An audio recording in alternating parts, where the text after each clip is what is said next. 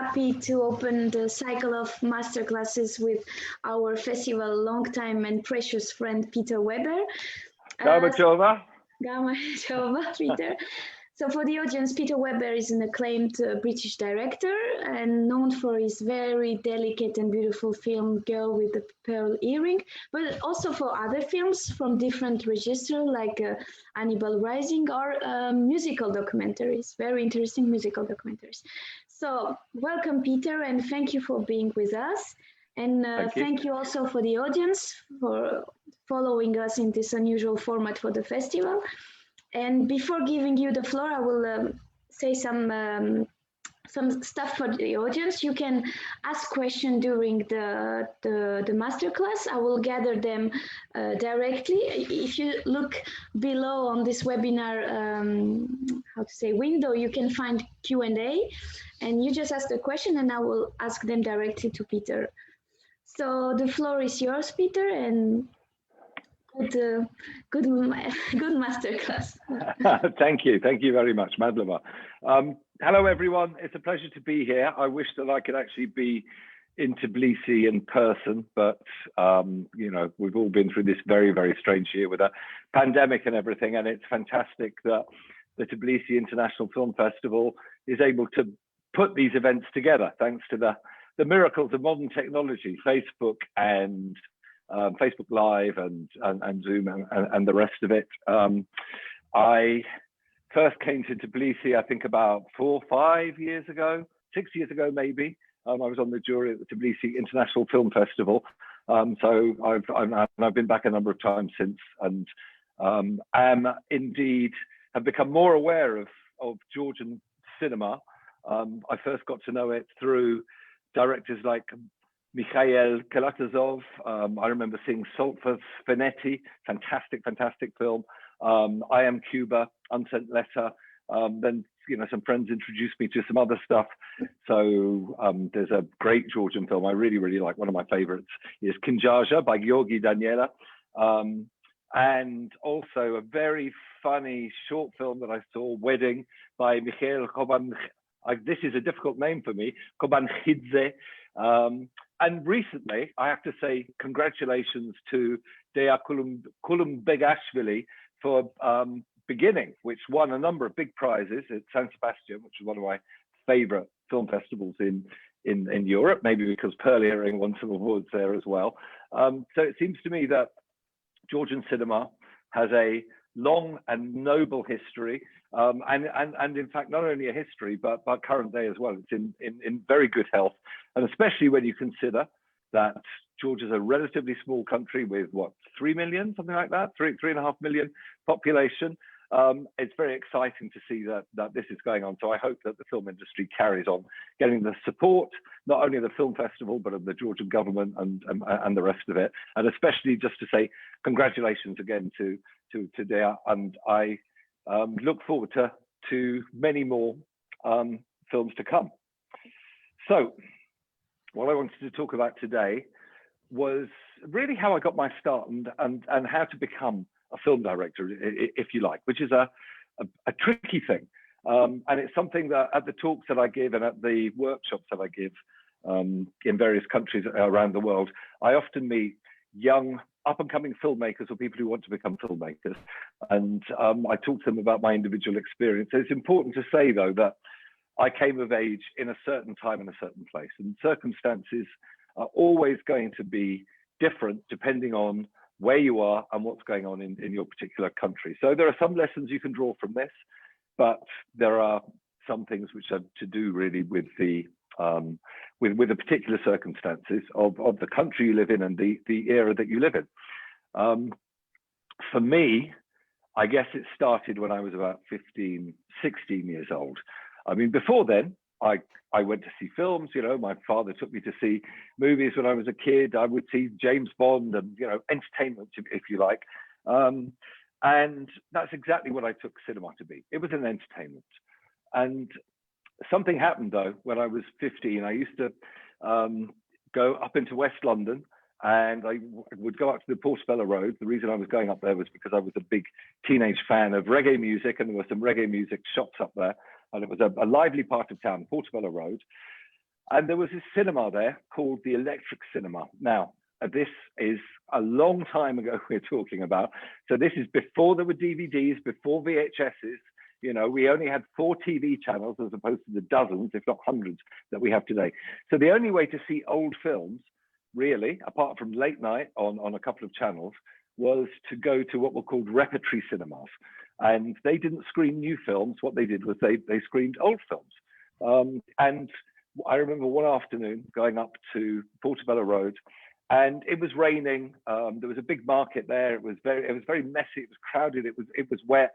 The reggae record shop was too crowded. I was there with a couple of friends, and so to get out of the rain, we thought we'd go into the cinema. I didn't really know anything about foreign movies, or you know, as I said, I had a passing interest in cinema, but I went in, and they had they were screening that day some old French films, and the one that I wandered into that was just starting was this film by Jean-Luc Godard, Pierrot le Fou, and it's an amazing film.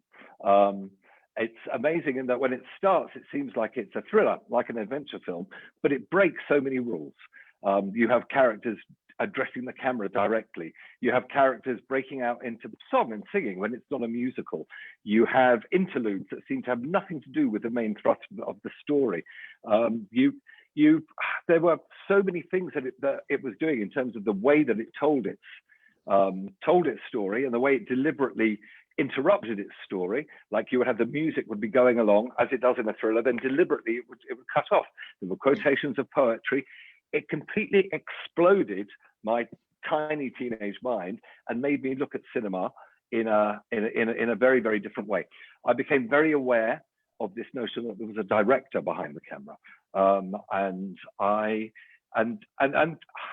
guess that was a moment where my passion and my enthusiasm for the cinema started, because seeing that film just was like a revolution. And from there onwards, I just became completely obsessed. And this, thankfully, I had in my neighborhood this cinema that would show old French films, like maybe old German silent films. It would have Soviet cinema, some Georgian cinema. It would also have some maybe rare films from the 50s that you couldn't see, old film noir and stuff. There were a whole range of films from the past, and that's where my education started, and where I became obsessed with cinema. I started reading some of the articles written by these new wave directors, Godard, Truffaut, part of that group that were called the Cahiers du Cinema, and I became so obsessed with the cinema and so obsessed with films that not only on weekends would I go up there, but I would also, and I don't recommend this to people who should, of course, go to school, but I used to cut lessons at school, and in particular, because I was never very sporty, I used to cut the sports lessons that were there. We used to have an afternoon, Wednesday afternoons every week. We used to have we had the whole afternoon off to play what were called games. So you would go and you would play football, or you would play rugby, you know, or indulge in physical exercise, which I really didn't like. And so instead of going off to play games, what I would do is I would get on the bus from my school, and I would go up to the Electric Cinema and spend the afternoon there. And it really didn't matter to me what I was seeing. It was the randomness of it, because this was the very beginning of my education. And, you know, I suddenly began to realize something about different countries, different international cinematic styles, the personalities of different directors. In particular, the French New Wave really intrigued me. But then I would see Bergman, for example, or Antonioni, or the neo-realists, and that just made me want to get deeper and deeper into it to understand what this was all about. There's a fascination, really, that has lasted to this day. So for anyone who is interested in becoming a filmmaker, whether it be a director or a producer or a writer or whatever, I think from my personal experience, getting to know film history, cinema history is incredibly important. And nowadays, of course, it's much easier than it used to be. You can find things on YouTube, you can find things on streaming platforms. I won't talk about the more illegal ways in which you can find stuff, but anyone who knows the internet knows that you can pretty much find any film that has been made through means illegal and not so legal, So these things are all at your fingertips. You know, you don't have to cut school in the way that I used to do. You don't have to sneak off in the rain to, you know, to find a cinema showing old prints. I would really encourage people to go to the cinema when it's safe, obviously, in the middle of the pandemic, maybe not so safe, because there's nothing better, I think, than sitting in the darkened room with a screen that's so much bigger than you are, and especially sharing that experience communally is a wonderful thing. But even if you're just watching this stuff on your own, having a really solid grounding, I think is super important. I think it's important on a number of levels, because it teaches you about the language. It teaches you about film language, about different ways that you can use the camera, different ways that you can use lighting, different ways that scripts can be approached, different points of view. And the more you feed your head with this, the better. Now, you may have ideas as a budding director or a young filmmaker about doing things in a very different way. And that's fantastic. That's even better. By watching these films, you inform yourself.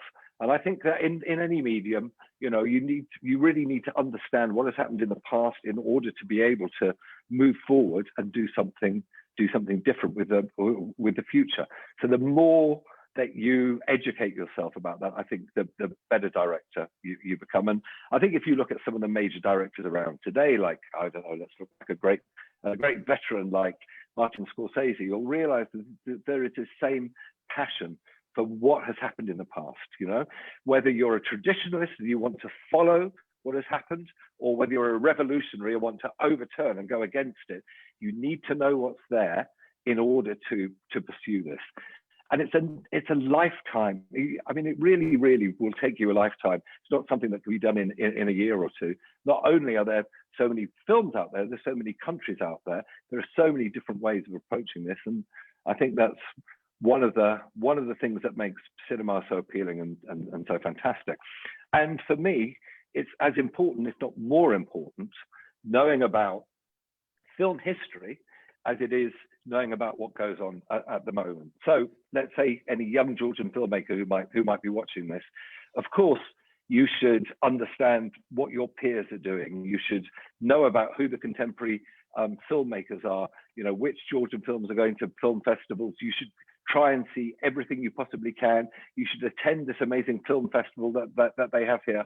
You know, you want to know what's going on in your current scene. Who are the writers who are doing interesting work?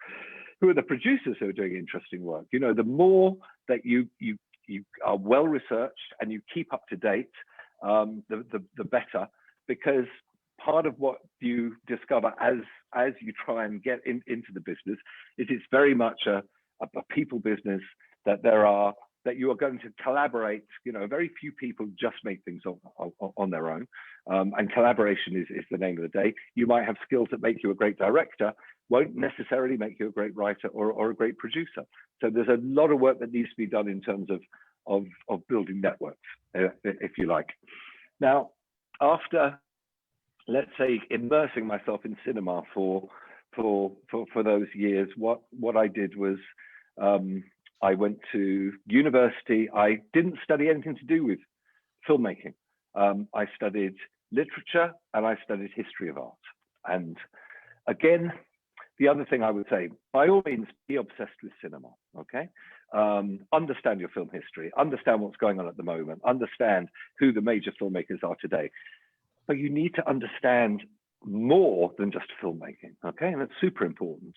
There are so many other things that you need to educate yourself in and master if you're going to develop an individual voice and if you're going to have something to say.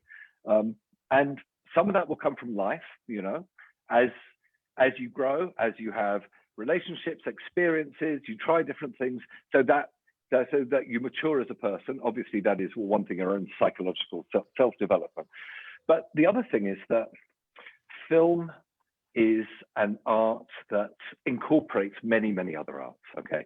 It's not just about cameras and where you put a camera, okay? That's very important, obviously. How you light a scene is important. Exactly what the camera angle should be, the technicalities of how you put together a scene, from master shots to close-ups and the rest. No doubt, though, it's very important that you master that language. But it's equally important that you I don't know how to put this. It will sound a bit like a self-help book or something. But you master or you bring to bear the whole of culture. I think you should study painting. I think you can learn an awful lot about composition and lighting and storytelling from looking at the great masters. You know, I ended up making my first movie. I'd worked in TV for a long time beforehand. My first movie happened to be about a painting, but I don't just say this because of that. I think a great way to communicate as a filmmaker, if you're looking to communicate with your DP, with your production designer, is to delve back into the history of art, is to have a look at the way that scenes are dramatized, the way that compositions are put together. So an understanding of the history of art, an understanding of the approaches of painters is very, very important. I think that if you understand something about the theatre, about the history of dramaturgy, about the way that actors work, for example, then that's something that is equally important. You need to be a real student of people, because certainly with many kinds of cinema, whether it be documentary, whether it be drama, but especially drama, what you need to be able to do is to round and create believable characters. And the best way to do this is to be a real student of people and human psychology, and to really understand the way that people react in certain situations.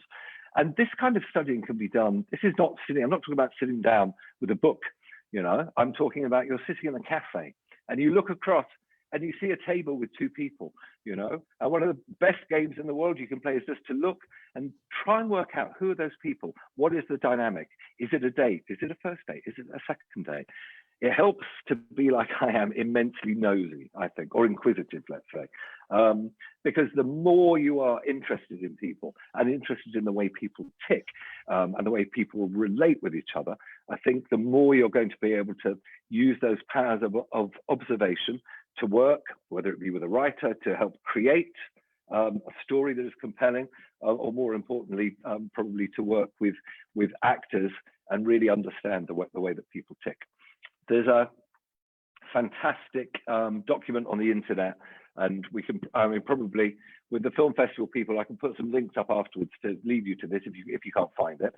But it was written by Elia Kazan, and it's a commencement address to the students of Wesleyan College. Wesleyan College is, I believe, an all-women's college that, and he was talking to them in the 1960s.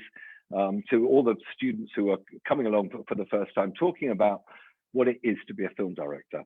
And it's a wonderful hour-long speech. Unfortunately, the speech has not been preserved, but the text of it has. And he takes you through all these different areas in which you have to develop at least a passing knowledge, if not an expertise. And yeah, so just put in Elia Kazan. Now, Elia Kazan was a great American director. He directed On the Waterfront, amongst other films, the film with Marlon Brando and Rod Steiger.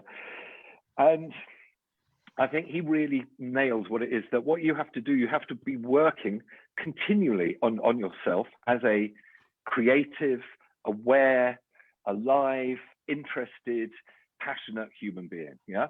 And you have to, the more that you understand about your own country and about the political situation, the economic situation, the history that has led to this, the more that you feed your head, the better director you become. Because it's not just about understanding where to put the camera, it's understanding what stories to tell and how to tell those stories. And this is a task that can be done, you know, every single day, you know, keeping yourself informed. Otherwise, you run the risk, I think, if you're passionate about cinema, but you don't involve yourself in life, you run the risk of making films that are reflections of other films, you know, and we can see that, you know, if you're let's say that you are a fanboy of a certain kind of American superhero movie, and that's all that you watch, then when you'll be making films that reflect a very, very narrow approach to life. So you can be improving yourself as a director, let's say, just by going to a gallery to look at paintings, yeah, just by picking up a book and understanding what the historical situation in the 16th century might be, or more contemporary history, understanding what's going on in your local politics, you know, engaging fully 100% with life, I think is super important. Excuse me while I take a drink. Are there any questions yet, by the way, or not? I have one question for you. So when did you felt you're ready to start to shoot your first film? When was the time? I never felt ready, and I never will feel ready. That's the other thing about this business, is that there's something we call the imposter syndrome, okay? Which is that you especially have this if you have great cinematic heroes, who I have. I know I'm never going to be as talented as Antonioni or Godard or any of the people that I idolize. And so you never feel that you're ready because you feel like an imposter, you know, but you have to get over that. I used to be much more insecure when I started. I mean, just to backtrack, I went to university, I came out, you know, I kind of messed around a bit in London for a few years. And then I decided that I was really going to try and pursue this. And so I went to film school. And when I started, I didn't really have the confidence to be a director. I started off as an editor, and I edited for a number of years. And it was editing that then gave me the confidence, in a positive way and a negative way, in a way. In the positive way, it gave me the confidence because I spent years putting together a variety of different things. I mean, when I started, I was working on all kinds of rubbish, cooking shows, and I mean, you name it. And then I started working on more serious documentaries and some drama. And by working with other directors and by spending day in, day out, putting together sounds and images, constructing short films, constructing longer ones. So I began to learn the ins and outs of the profession and how to begin. I wouldn't say to master but how to. I learned the alphabet of filmmaking, let's say. But the other thing is that after 5 or 6 years of doing this, I realized that I didn't want to spend my whole life in the editing room. You know, it takes a certain kind of personality to go every day, to go into the dark, to sit in front of a monitor, you know. And after 5 or 6 years of this, I wanted to get out into the world. I was sick of directors coming back and saying to me, oh, I've just been to Thailand, I've just been to America. You know, I wanted to do that. But the other thing is that I worked not only with some really good directors who I learned a lot from, I also worked with some not so good directors, you know, and I took a lot of encouragement from that. This might sound really terrible, but by working with people who were like a bit average, that almost gave me permission to go off and do it myself, to become a director, because I thought, well, those people are pretty rubbish, so I can be rubbish too. I've got as much right to be a bad director as they have. And so it was by working with average people, I think, and I guess the other thing is that I began to feel much more confident because of dealing with sounds and images every day, because of editing, because of beginning to understand it. And it's something that happens as you get older, you know. So some people are born very, what's the word? They're born with a very positive personality. They're born with lots of confidence. Other people, not so much. But as you get older, generally, you master yourself and you become more confident. So I don't know if you ever are really ready. The thing is that nowadays it has changed from when I started, because I started in the pre-digital era. So in order to make something, I mean, well, you know, when I was very, very first interested in it, there was barely any video. You know, you had to have film cameras and flatbed editing, a Steenbeck, and you know, literally you would use a chopping block and you would cut the film and you would stick it together with sticky tape. You know, it seems like very old-fashioned technology now. But nowadays, you know, many people can afford one of these. You know, and you've got everything you need to make a movie on this. All right, I could go out this afternoon now. I've got a camera on here. I've got editing software. And I've also got the means of distribution. I could make a film the minute that we finish here. In an hour, I could have made a film and I could have uploaded it onto YouTube. Now, I understand completely that nobody might watch it. Like, finding an audience for this is something that is tricky because there's so many voices out there. But you don't. The fact is, and I think Kubrick said this, you learn most about how to make a film by making one. Yeah. So go out there and do it. You know, don't wait to be ready. Feel nervous. The thing about shooting, I always used to think, like when I did a film course for a year at Bristol in filmmaking, and I remember that when I started to do my student films, it was always a bit chaotic, and you know, you always felt a bit uncertain and weren't sure what you were doing, but you tried your best. And I thought, I can't wait until I stop being a film student and I go to work in the real world, because that will change. It doesn't actually change that much, to tell you the truth. There's always an amount of chaos. You know, it's the very nature of the process. You always feel a bit insecure, because in a way you have to, in order to engage your brain and to try and come up with the best ideas possible, because it's a very, very stressful situation. And the plans that you have are always either tested or destroyed by pressure. There's a great Mike Tyson, the boxer. There's a great quote from him. He says, everybody has a plan until they get punched in the mouth. And filmmaking is a little bit like this, you know, that you go in, you have your shot list, you have an idea what you want to do, and then there's some kind of a problem. There's an English director, who is it? Was it Mike Figgis? It was Mike Newell, that's who it was. Another great English director. He made Notting Hill, amongst other things.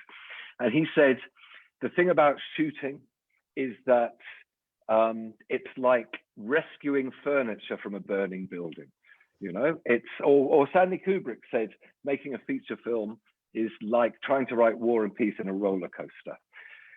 There's immense pressure. There's pressure of time. There might be a problem with the location, a problem with the actor. Things very, very rarely go according to plan.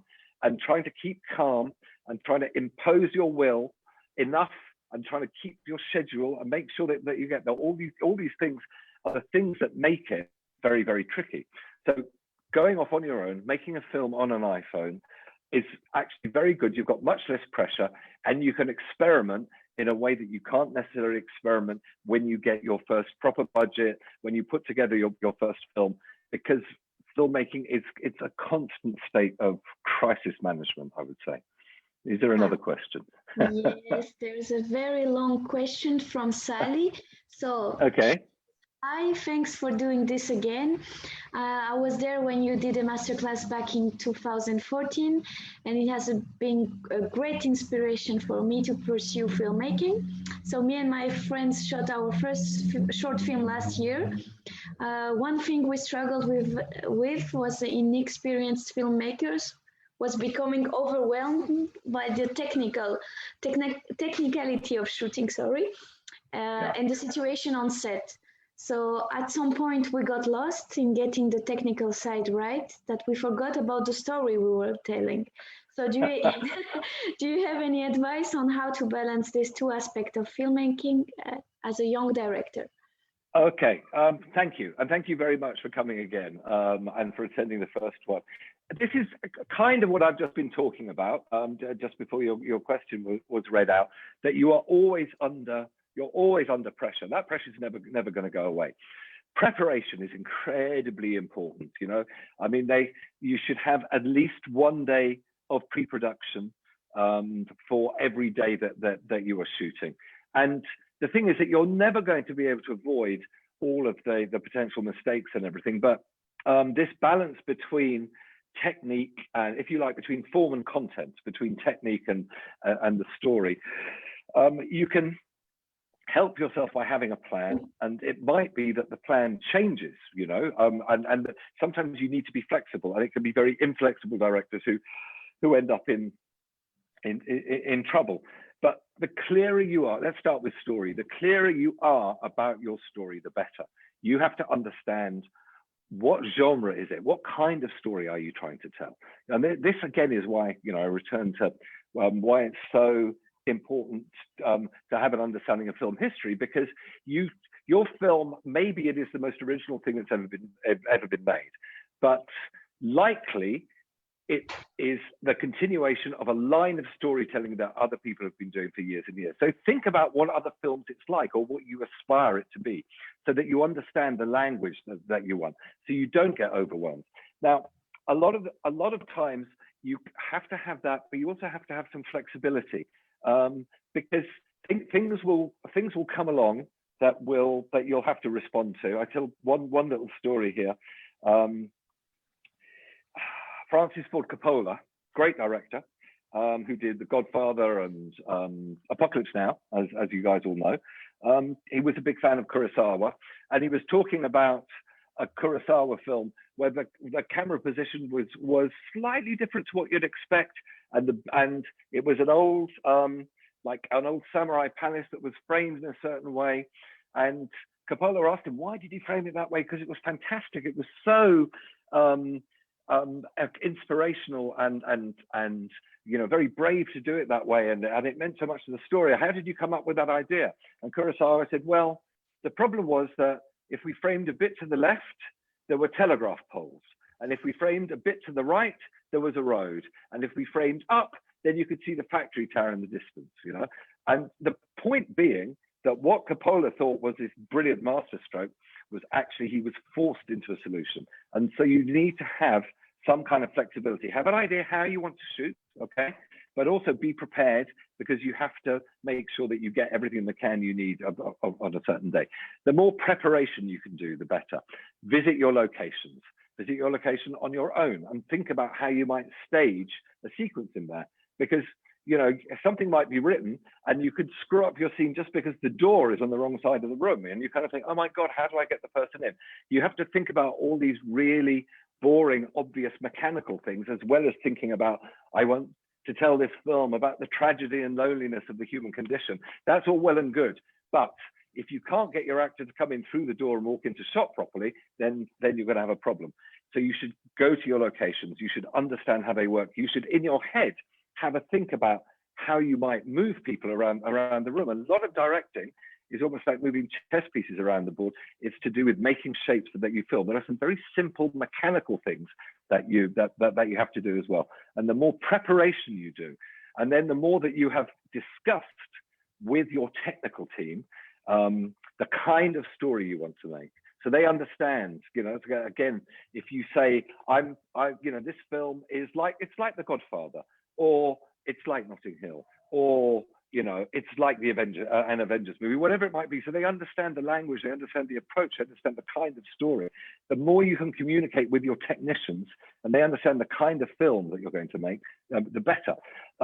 You should visit your locations with your camera person so that you can then have a think about what camera positions work best and what don't. You should visit it with your sound person. You should have a think about where the lights are going to go. You should talk to the art department. Lots and lots of little practicalities. And the more that you deal with this beforehand, then on the day, you're not going to have so many problems. And let's go one step further. Talk to your actors as well.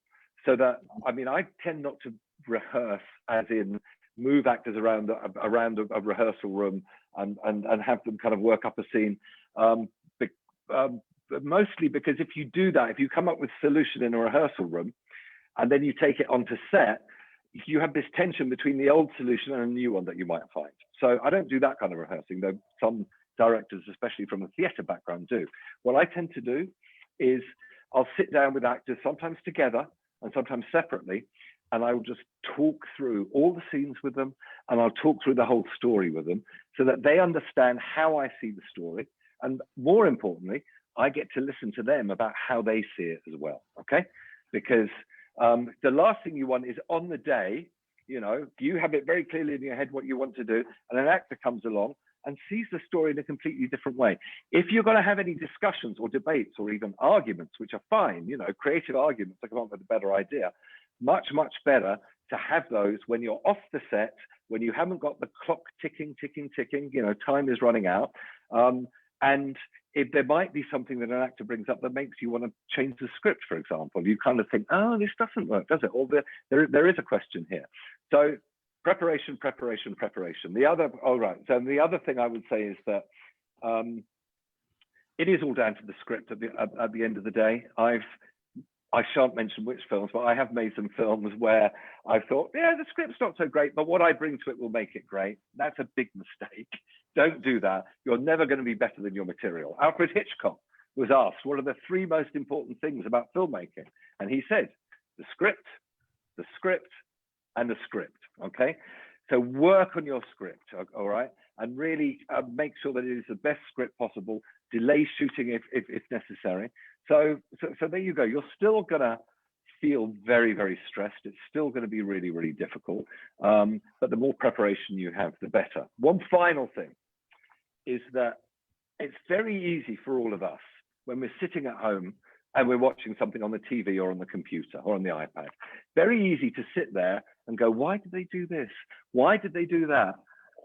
You know, to poke holes in it, to kind of notice that some background action isn't right, you know, to kind of find some aspect of the performance that isn't right, the camera's not quite in the right place. That's because you're sitting at home, you are not stressed, you have all the time in the world, you're very calm, and so it's easy to pick this stuff up. But like I said beforehand, when you're directing, it's like pulling furniture out of a burning building. The building is burning down. You're trying to get this stuff done. So you have to try, and this is very difficult. And some days I manage to do it, and some days I don't manage to do it. You have to find a way to get in the zone. Okay, so here I've got a monitor here, and I can see myself in this picture. But what I need to do, because I've got all the mess around me when I'm directing, I'm looking at my monitor, and you've got the first AD, first assistant director, who's saying, "Oh, we've only got 20 minutes left for this scene." You know, the cameraman's in a bad mood because he had an argument with his wife in the morning. You know, the set decorator has bought the wrong prop. This is happening, that is happening. You know, the actor turned up late. And it's having it won't come out of makeup soon enough. All these different things, these pressures coming through. What you need to do when you call action, though, is you need to make all of that go away. You need to make it disappear. And finding the psychological trick to do that is really difficult. I found it comes through experience. I can't do it all the time, every day. But if you can do that, and you can get into the zone and you just watch what's on this monitor in front of you as if you are sitting at home and as if you are relaxed, and you let everything else disappear, you're going to direct much better than if you're like, oh my God, you know. So finding some calmness, what I tend to do is delegate worry to everyone else when I'm directing. I let the producer worry about you know, the overall schedule and the budget and all these things. I let the first AD worry about the way time is going on a certain day. I try not to let other people's worries infect me. I just concern myself with the story and the actors and making sure I like what I see there. And you know, that is a very, very difficult thing to do. Some directors solve it by, and I've done this on certain difficult shoots. You build a little tent, so you sit in there with your monitor on your own, and you can ignore everything else that goes on. That can work, and the problem with that is it isolates you from the crew, and you know, it can also have negative consequences. You need to find a place in your head where everything disappears, and you're just seeing what's happening in the screen. And good luck. Send me your film, by the way, whoever asked that question, through the Tbilisi people and the film festival people. I'd like to see it, and I'm happy to watch it and let you know what I think. Okay, thank you very much. I will tell this girl to send you the film. So we have 3 questions related to what you said just before. So first question. Okay.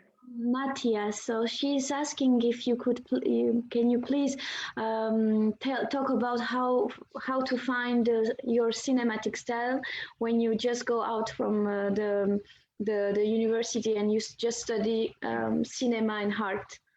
So super difficult. But there are different kinds of directors. You don't necessarily have to discover your cinematic style. There are certain people who are very individual geniuses, let's say, okay? But there's not so many of them, but they have a very particular, either a world view or a visual view, a kind of visual universe that they can create. David Lynch, for example, makes very singular films. There's no one else like him. And some people are like that. They're natural stylists, and if you like, they're born with that in the way that some painters are born with that. I work in a different way. I don't know that I have a style as such, and certainly because I work in such different genres, from wildlife documentaries to music documentaries to different kinds of drama, period drama, contemporary drama.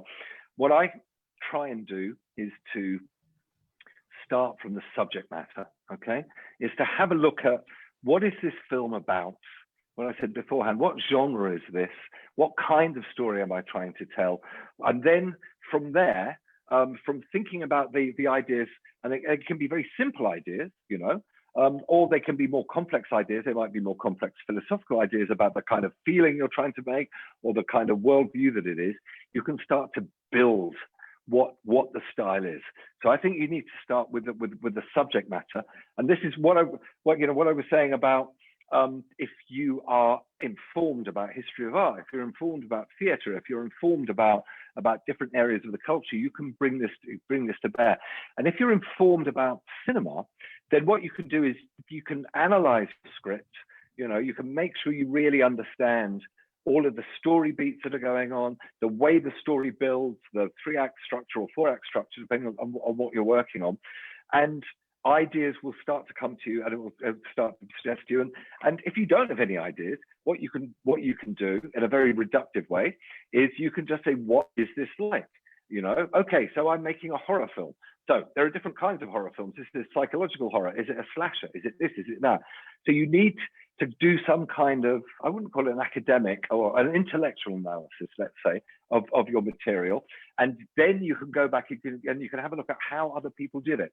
I mean, you know, again, my great hero, Jean-Luc Godard, said, it doesn't matter where you take ideas from, it matters where you take them to. So everyone steals, you know?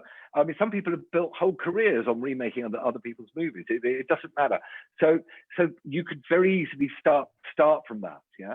And then I think you will begin to discover what it is you need to tell your story. I mean, in a very simple way, you know, you might think about lenses. You know, do you want to shoot with wide angle lenses that have big depth of field, like you can see here, you know, I'm in focus. Also, that maybe that's out of focus, but the ceiling is in focus behind me, okay? Creates a certain, it puts me in this environment, all right? Because there's a wide angle lens on this computer. This would look completely different, you know, if I was in like this. Sorry to shock you with this close up. And it was on a longer lens, and it would throw everything behind, would isolate me, but also it would beautify the image, you know. So you then have to think, well, what kind of film is it that I'm trying to tell? How do the choice of lenses affect that? Lighting as well, you know. So at the moment we've got a very well lit room here, yeah. And there's a certain kind, you know, this is because I want you all to see me. You can see there's a bit more strong light on this side because of the sunlight that's coming in. But I can change this, you know. I can change the lighting by beginning to close some of these windows and things here, and already this changes the way that I look in the room. And I mean, this is really obvious, but obviously, if you're making a horror film, then you're going to want to make this. Well, you could make this dark and gloomy, or you know, equally. If you're Stanley Kubrick, you could decide on the opposite, because The Shining works because everything is so brightly lit. So you don't have to make the obvious choices.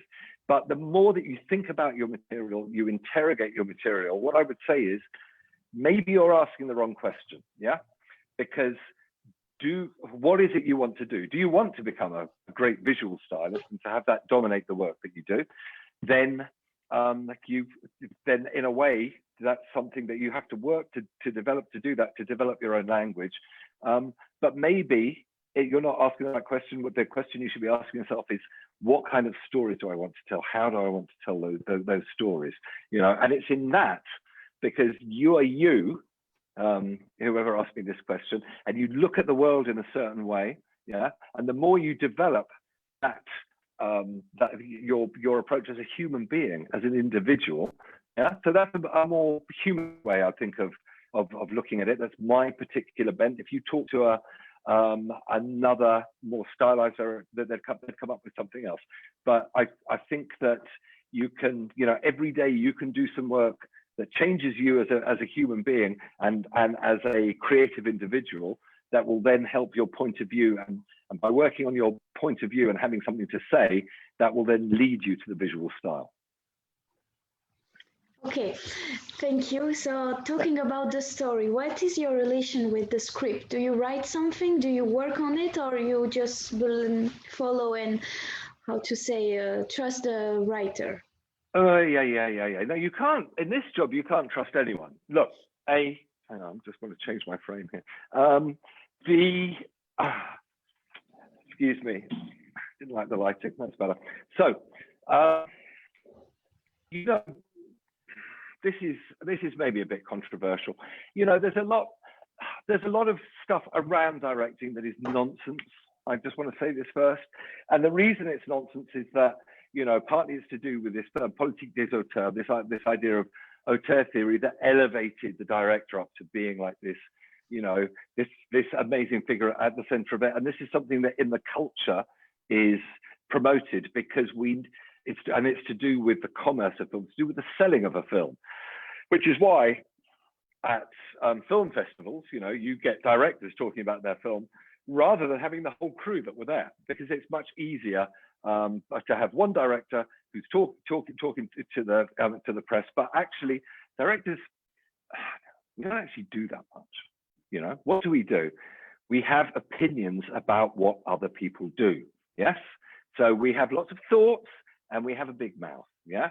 Now you can, and the thing is that you need this about every stage of the process, because you need to have opinions. And that's why it's important to feed your head and work on yourself as a kind of individual who has enthusiasms and ideas and opinions about things. Yeah, because that is what being a director is. It's develop.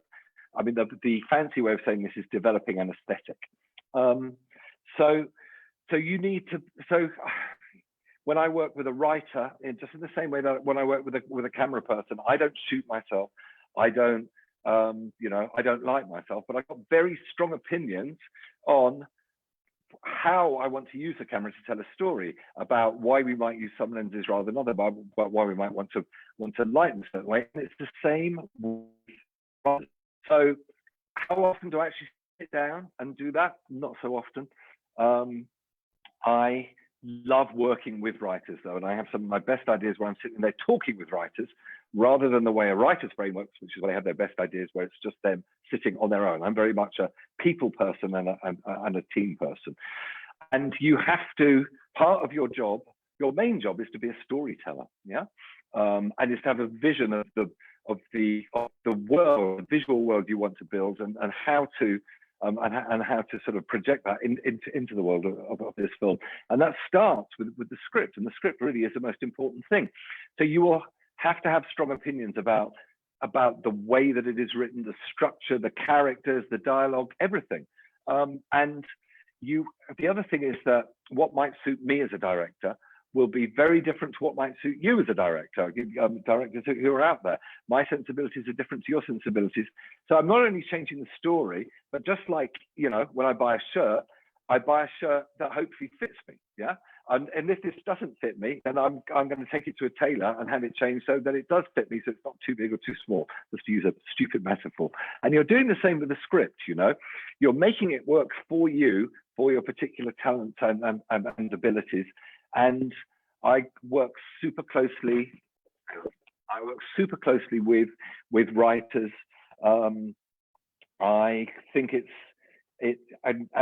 what I don't try and do their work for them, but I try to ask the right questions, make suggestions, and help guide them. Because the thing about writing is that you get very, very close to the material. And so by having a little bit of distance, reading drafts, making notes, so on and so forth, you can begin to help. And it's a very, I think probably the most difficult thing is writing and writing well. I've got great respect for the people who do that, but even the best writers, I think, especially in this medium, because it's not a poem and it's not a novel or a short story, it is a very collaborative medium. And I think that great screenwriters can benefit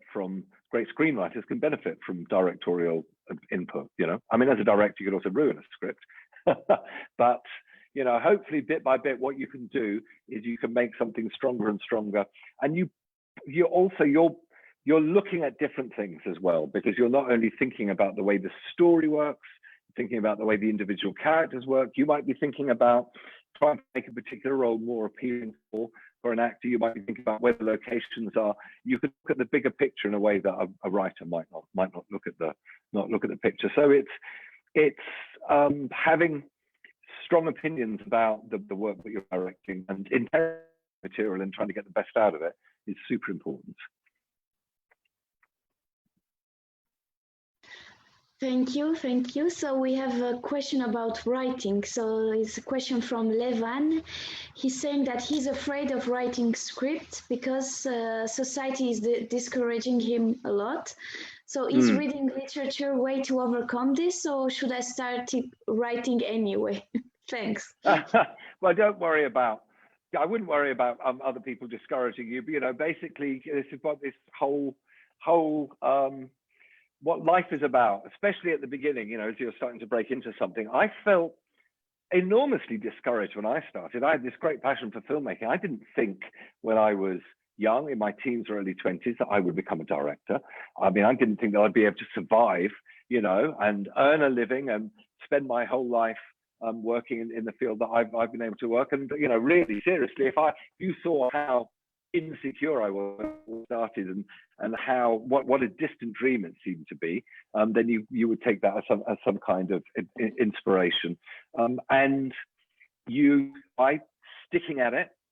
I mean, listen, I don't believe in this American thing where they say, oh, your dreams will come true. They won't necessarily come true. Life is very difficult. And we're very privileged if we have an idea of what we want to do with our life and it comes to fruition. And I recognize how lucky I was to be born with lots of advantages, to be born with parents who took my education seriously, you know, to be able to live in a prosperous Western country and have a middle-class upbringing, you know, and have a good education. So I have an enormous amount of things that are nothing to do with me that make me a very, very lucky person. But even then, there are lots of people who want to kind of get into this profession who you know, who find they aren't able to. So it's not just a matter of wanting to. You need to have a drive and a vision and an ambition, but you also need a lot of luck, you know, and you also and you need talent as well, you know. Some people get by with faking it. I don't think you can fake it forever. So forget other people and concentrate on what it is you want to do. But what I would say is that if, again, just like becoming a filmmaker, the best way to become a filmmaker is by actually going out and doing it, taking your phone or whatever and making something. The best way to write is to sit down and write. But if you want to be a director, you don't necessarily have to be a great writer. What you have to do is find some great writers to work with. Yeah. And the other thing about writing is that it's about finishing things. You know, we all have great ideas when we're in the shower or we're in the bath, but a good writer can actually sit down and come up with that first draft. Let's say we're talking about a screenplay, you know, they'll come up with the first draft and they will be able to go on and they'll be able to rewrite and listen to notes and work out which notes make sense and which notes don't, you know. So being a writer can be quite tough in that way, especially because kind of, I don't know, let's say often the kind of thing it is that makes a person good as a writer means that they can function in a solitary way. But when you work as a screenwriter, you are part of a team. So, you know, don't be discouraged. It doesn't necessarily mean that you're going to achieve your ambitions, but if you don't try, you'll definitely never achieve them. Yes, we have two questions from Arpin and Levan, two young directors who are asking how to keep being motivated, how because it's they struggle, so they want to know how you found your strength and how to... I mean, listen, this is going to get like a self-help broadcast if I'm not careful. I mean, all I can say is that I wanted to do this so much and that I was very obstinate, okay? And I was lucky in that I had the breaks and I was working, you know, at a certain place in a certain time. I was able to break through and do stuff. And you know, I don't know how I can, but you know, because some people should give up, okay? but you know, the thing is, especially when you're young, you know, you don't need to, when you're young and starting out, you really don't need to, you've got years ahead of you, yeah? There's all the time in the world to go off and do the other boring job. I realized very, very early on that because of the kind of person I was, that much to my my mother's despair, my father was much better about all of this, by the way. He just let me do what I want. But I didn't want to become a doctor or a lawyer or do this or do that or do these normal professions, because I was a little bit crazy, you know. I knew that I wanted to do something else, and I had an idea of the kind of life that I wanted to live, and that I had to end up doing a kind of job that would allow me to do the things that I wanted to do. And I've been incredibly lucky in that way. I mean, I spent, you know, recently I did this documentary about reggae musicians, yeah, in a yard. And I spent 3-4 months living in Jamaica with all these Rastas up in the hills above Kingston. They were making a record. I was making a documentary about them making this, what's it called again? An album of their music. And that's, you know, something I like, following a passion that I had as a teenager for this music. I was able to get close to musicians who did it. The year before then, I spent a year making a film that's on Netflix, Pickpockets, in Colombia, you know, and I got to live in Latin America, live in Bogota, work in a different language, Spanish to the language I normally work in, which is English, work with local crews, local actors over there. So I feel immensely privileged that I have a life that is like that, like work that takes me around the world, that takes me into these fascinating situations. So, you know, you need an amount of stubbornness, and you just have to not really want to do anything else. And there have been periods of my life, especially when I was starting, when I was broke, when I was, you know, when I was demotivated. There have even been some periods, you know, because your career, unless you're one of the very few lucky, amazing, brilliant, talented geniuses, most people's careers go up and down like that. There have been times when I haven't been able to find a job, I haven't been able to get my films off the ground. There have been times when I felt very, very dispirited and I felt like stopping. You know, that's normal. And there's no big secret to this, but if you don't stick it out, you might spend the rest of your life regretting the fact that you didn't do that. And it's, you know, if you can get to the point where you can be a working filmmaker and you can earn your living this way and find a way to put food on the table, pay your rent, feed your family, and still get to work in a creative fashion, it's, well, certainly for me, it's been the best job possible that I could imagine. So I wish you both the best of luck, and I hope it works out. Thank you very much. Thank you. So we have a question from Guram. He's asking if you are working on something right now, and how are you handling this current situation? Yeah, I mean, the thing is that, you know, as you know, there's a few things that are shooting, but not so many things are shooting at the moment. So I've just been developing a number of scripts. I'm not going to mention any one, just in case one of my producers are looking in, and then the one that I mentioned, I'd get an angry phone call from someone else. But let's say that I've got a number of projects that I'm working on, and some of them are getting to the point, or have indeed got to the point where they can go out to actors. So, you know, my time is spent talking to producers, talking to talking to writers, and, you know, developing the things that I'm working on, and trying to keep sane, going out on long walks, and cooking a lot. Like other people, just, you know, trying to maintain some semblance of sanity and normality in this time is very, very difficult. And let's say that I'm planting seeds and hoping that next year, now that there's a vaccine on the horizon and things get back to normal, that one of these projects actually takes off and that I can shoot again. You know, so one of the things I found really interesting about this time, even though I know it's been really tough for some people, there's, you know, I mean, illness, obviously, if you're unlucky enough to actually catch this horrible disease, isolation, financial problems, you know, all of these terrible things that have come as a result of that. You know, there are lots of negatives, but there's been something I think very interesting about seeing the world in a different way and seeing the world like for example, I went to a film festival and had to go through Rome, and to be able to wander through the streets of Rome, and they're practically empty, and see the Spanish steps with no one on them. You know, I was in Seville, and I went to the Alcazar. There's no tourist there at all. So it was, you know, like being on your own in this amazing palace. So it's been fascinating to see the world in a different way as well. There are, for all that there are all kinds of negatives, I think there are also some positives, and it's interesting to see how people react under times of stress. I think that feeds my head about the kind of stories that I want to make. But most of all, it's fascinating how many people have really, really, as a lifeline, turned to cinema and TV.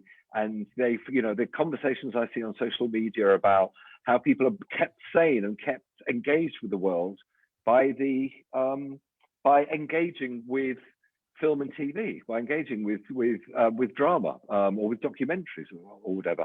That shows how important this medium that we work in is, you know, and that it has not only a function to entertain and distract, it has strong social function and social purpose. And this might sound a bit cheesy, but in a way, it's quite a noble calling. I think it would have been much more difficult for many people to survive day by day if it wasn't for the wealth of material that they could find on Netflix or Amazon Prime or any of the, you know, like local broadcasters and stuff. So yeah, interesting time. And things will be back normal. Okay, so we have a question from Arpine again. So do you work from project to project to maintain your financial stability, or how do you handle it? This project question. I mean, you know, I wish I had some other kind of do I? No, I don't actually wish I had some other kind of business. It would, I mean, listen, I have been very lucky in doing for to achieve some sort of financial stability. That wasn't the case beforehand, earlier in my career. And you always have that fear that maybe the next job's not going to come along, and I'm wanting to do freelance in the UK. But it's forever with my father, who was very successful as a businessman, and he said that he could never have done that in the same way, that being a freelance is not for everyone. But it's difficult not to survive project to project in this game, because that's the way that it's having very precarious at times. You know, you can make a film that doesn't go, people don't hire you. So it's, but equally, I don't want anyone to, you know, to think that I'm completely to do this kind of work and to carry on being able to work. But you need to have the right outlook on life and the right kind of psychology to deal with my insecurity. Your life and care. You make some money, you don't spend it all. That you put it away and think about the times when you don't. And also what it forces you to do, and most filmmakers, I know very, very few, you're doing jobs with what we call bread and butter jobs, do some jobs to pay rent. The things very personal, and there are things and you know,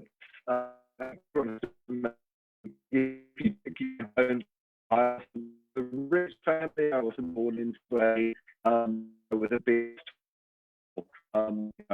like having those kind of advantages. I had to earn my own living over the years, and do what you do. Some people call it, you know, so there's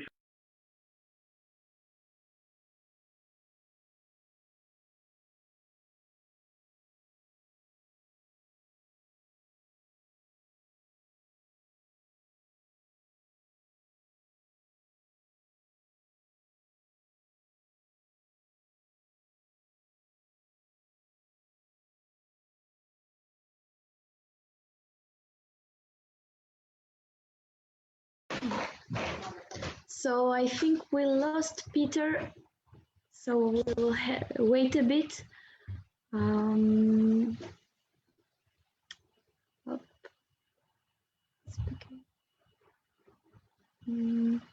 I will ask him if everything is okay.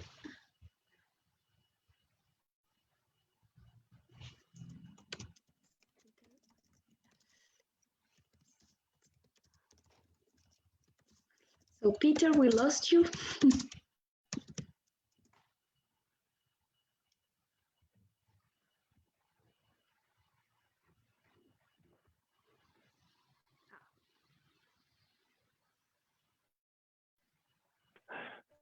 You lost me. Is it welcome back? Thank you. I don't know what happened there. Maybe a Zoom connection cut. Are we finishing? I'm happy to carry on if you want me to, or we can say goodbye, whatever you want. If you have time, there is a few questions. Yeah. I'm happy to carry on and answer a few more questions. Okay.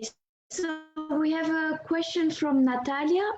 How to get involved in major film production? As far I got to work on my films on independent film production, but how do I break through to actually work with the best? How to apply, how to find out where and what is being made? Thank you very much. It's a bit tricky to answer because I don't know what the particular job is that Natalia does. I don't know whether she's a wannabe director, or I don't know if she's a producer, or if she works in the art department, or is an editor, or whatever. Okay, but I can still yeah. I think Natalia is an actress. Oh, it's an actress. Okay. An actress. You know, acting in particular is it can be a very tricky profession, and especially because it's not just down to how talented you are. You know, again, you need luck and you probably need some connections, but you need a lucky break, you know. So how can you break out? Most people who break out because they have done something locally that is really, really good work. Yeah. And the more that you concentrate on the work that you do locally, there is a lot of talented actors who are trying to break out internationally. And it's difficult because if you want to break out, and let's say into English language movies, whether it be American or British or whatever, that's very tricky because there's millions already of American and British actors. And if you're coming from overseas, you are going to have an accent. Now that doesn't stop you doing the work, because Penelope Cruz went from Spain to, you know, major Hollywood productions. Juliette Binoche. I mean, you know, there's a lot of actors who have managed to do that. But most of the time, the reason that they ended up breaking out and getting into these bigger things are because of the work that they did locally. And you need to bring there's nothing I can tell you that you don't know already. I'm afraid there is no formula. You need to bring your work to the attention of people who do casting. I don't think there are really casting agents in Georgia as such. In the UK, casting agents are very, very important. They act kind of in between actors and directors. Casting agents get involved and hold casting sessions. So, you know, you need to become part of the community of filmmakers. You need to do work that people notice. You need to make sure you get your face in front of the really good Georgian directors who are there. There's no magic thing that I can say to you. There are some regional casting directors. For example, there's someone called Nancy Bishop who has come to Georgian Film Festival. I think it will come next year, who does a lot of regional casting. There are others as well. It's a tricky thing, you know, but the more that you try to do work with some of the very, very good Georgian directors there are at the moment, the more likely you are to do good stuff, to build a career.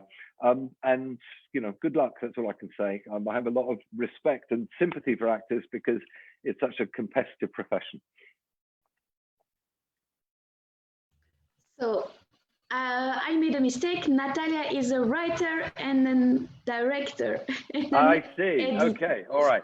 Well, listen, as a writer and director, I mean, it is a different, it's a very, very different kind of a thing. But, you know, most of the film directors that I know who have, let's say, managed to do things, quite often they can do it from making a short film that then becomes a calling card, you know, and their work becomes known by, they start making some shorts, they get the shorts into film festivals, their names start to be noticed, you know, they then make a long film of a feature. So there's that kind of film festival circuit is a way of breaking out of your own country and starting to have your voice heard internationally. Yeah. Now, something that I've never done, I know that some people do it. They get on a plane and they go to Los Angeles, you know, and they try and break in. But I think the odds are stacked against you unless you come from some rich family who can pay for the rent while you're away, and you know you can you don't have to worry about supporting yourself or something. I think that it's best to concentrate on the work that you do within your own culture, you know, and try and make the best stuff possible. And you need, as a writer and a director, I think what you need to do is you need people on your side. So you need to find and talk to producers, yeah? Find local producers.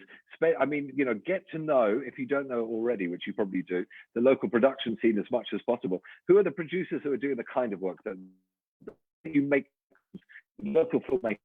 You become part of a team rather than just being there on your own, the better, really. And if you ever see work that you like, I mean, I have people getting in touch with me quite regularly. And most filmmakers I know are really generous with their time and really generous in terms of, you know, giving a helping hand.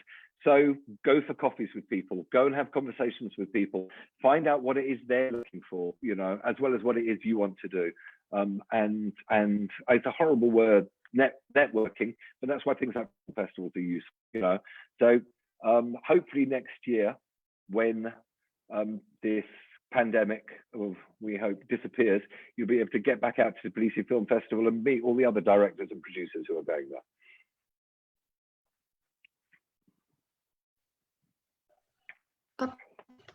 Okay, so we have a question from Ilya. He's asking, can you tell us the importance of the casting for you? Okay. I mean, casting is super important because it's one of the main ways that you allow your vision of what the script is you're trying to bring to life onto the page, you know, off the page rather, and onto the screen. Now, casting can be complicated in that when it comes to the lead roles, especially in countries that have star systems like the UK or the US, you can't necessarily cast exactly who you want.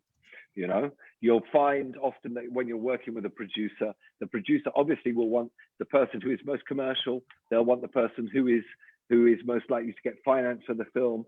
You as a director are going to have different things you're looking for, how good an actor is, how likely they are to be able to incarnate the role, you know, the way that you see it. So there's often a tussle within the process between the creative and the commercial, and how you navigate the politics of that is very tricky. You have to be careful, of course, because you don't, you know, there are some instances in which it will be impossible to make a film unless you cast someone who is not the ideal for you. There are some directors, very few, who are such big names in and of themselves that they can cast whoever they want and people will go and see it. But most of the rest of us have to have some kind of accommodation with the real world, and the bigger the budget, the more constraints you have. And you'll find this, you have some freedoms as budgets get bigger and bigger. You can do things on scale, you know, you can afford more, you know, equipment that can do amazing things, you can afford better locations, so on and so forth. But also there's a diminution of the freedom that you have, because the more money you spend, the more that people are going to want to be secure about their investment.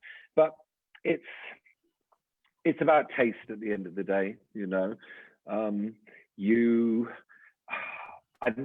casting is incredibly important. I mean, Robert Altman said that if you cast a film well, you've already done 90% of the work.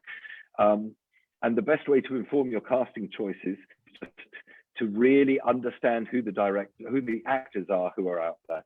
So the more, as a director, you have seen everyone else's work, you know who you like, you understand their work and what's going on, the better, the more likely you are to be able to make an informed choice.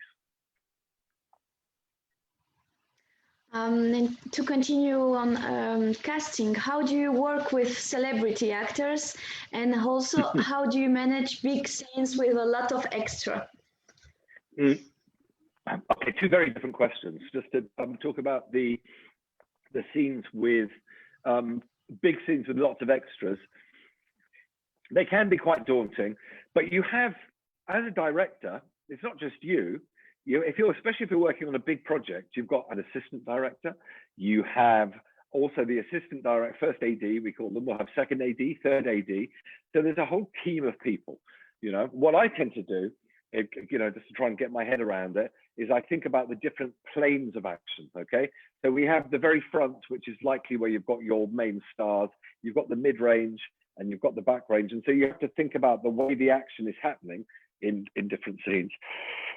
Now, on a big production, the background action will often be put together by the assistant directors. So they'll put something together, and it's up to, and then you can look at that and you can make adjustments, but you're not actually necessarily out there directing every single extra.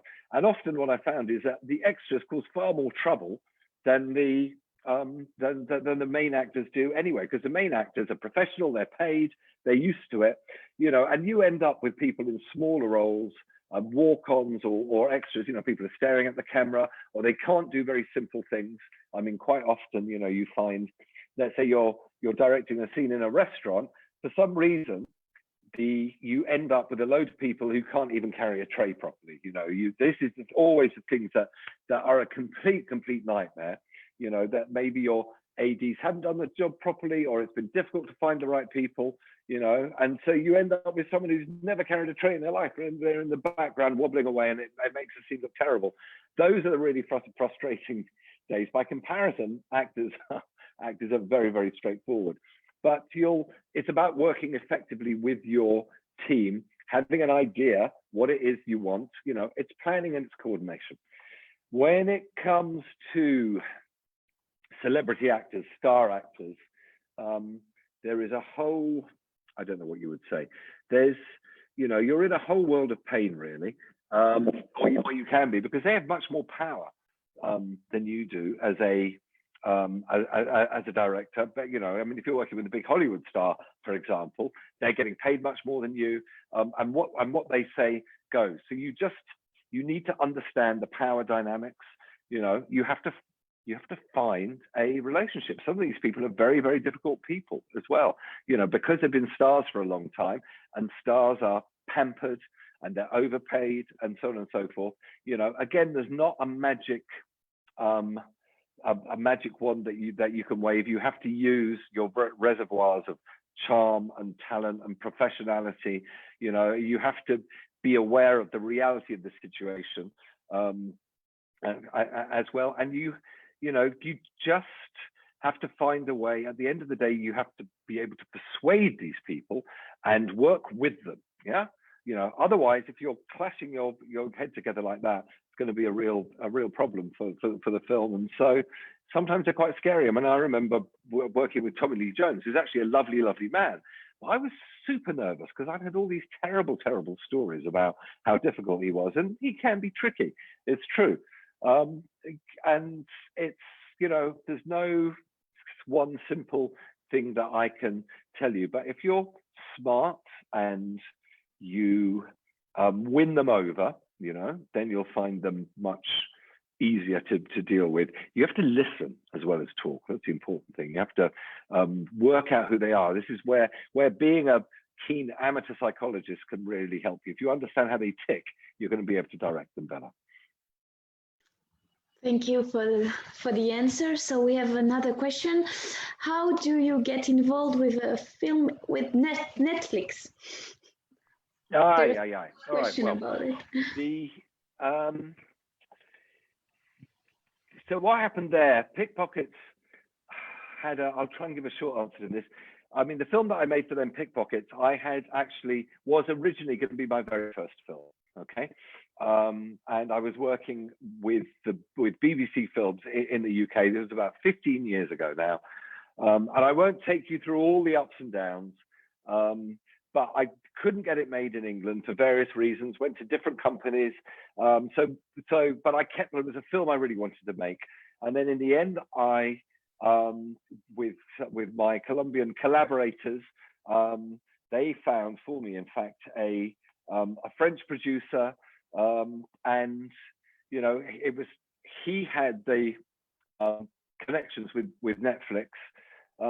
So we had the script, we had some cast attached, Carlos Bardem.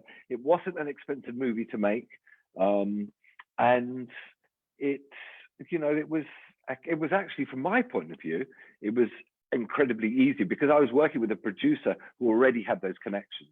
And Netflix then financed the whole thing, and they said yes to the script, and they didn't interfere at all. And it was, an incredible, a very positive experience. You know, so I can't again give you any secrets about how to work with Netflix. But as you know, they've spread out across the world. You know, they have their international division in Amsterdam now, I think. They're moving into more and more countries and making local products. The best thing that I can say to you is that if you want to get Netflix interested, find a producer who has worked with them beforehand, yeah, or find a producer who knows them. As a filmmaker, you can't expect, if you're a director and writer or a writer, you can't necessarily expect to be able to do all of these things yourselves. Producers are incredibly important, you know, and the more that you cultivate your connections with good producers in your own country or internationally, the better, the more likely you are to be able to do this, because they're the ones who have the phone numbers and the emails and understand the production landscape and can get in through the door and do it. Okay, so we have another question about the filmmaker who influenced you the most. So you answered already a bit, but I think a bit, yeah. I mean, listen, I don't know that they necessarily influenced me stylistically. I mean, it was Jean-Luc Godard, because if it wasn't for Pierrot Le Fou, then I wouldn't be sitting here now. I think, you know, it's because I walked in and that maybe another film it would have happened, but that's the one. That's my idol, if you like, especially. I mean, his whole career is fascinating, but for me, because the films I fell in love with were the ones that he made in the early 60s, which he was making as a film fan. And, you know, and it was reading his writings that then led me to look at other directors, the directors that he loved. But I've got a long list of heroes. Most of my heroes are filmmakers from ages gone by, you know, so I love, you know, I love Fellini, I love Antonioni, I love Orson Welles, you know, so on and so forth. I mean, those are the people who I really idolize, if you like. But I don't know that stylistically I would say that any particular one has an influence. I'm influenced by different people in different films, you know. I mean, like Pearl Earring was influenced by Kubrick's Barry Lyndon, but also by Peter Weir's Picnic at Hanging Rock. You know, there's the beginning of Hannibal Rising was influenced by Russian filmmaker Klimov and a film of his, Come and See. When I did Emperor, that was really influenced by some Japanese filmmakers like Ozu and like Kurosawa. So each film, if you like, is influenced by different people, and there's not. If I had to choose one, it would be Jean-Luc Godard. Okay, so I think we answered most of the questions. I would like to thank you very much. If you want to thank you very much, Madlova. I've really enjoyed this. I'm going to thank everyone for taking the time to see me this afternoon, and I hope next year, maybe, you know, when everything is back to normal, I can come along, or the year after, I'll come along and do this in person and be able to say hi to all the lovely people who've been sending in questions. Okay, thank you so much. Thank you, Peter, and see you in real life Goodbye. next Thanks year. so much for your time. Take care. Bye. Thank you to the audience, and see you for the next masterclass next week.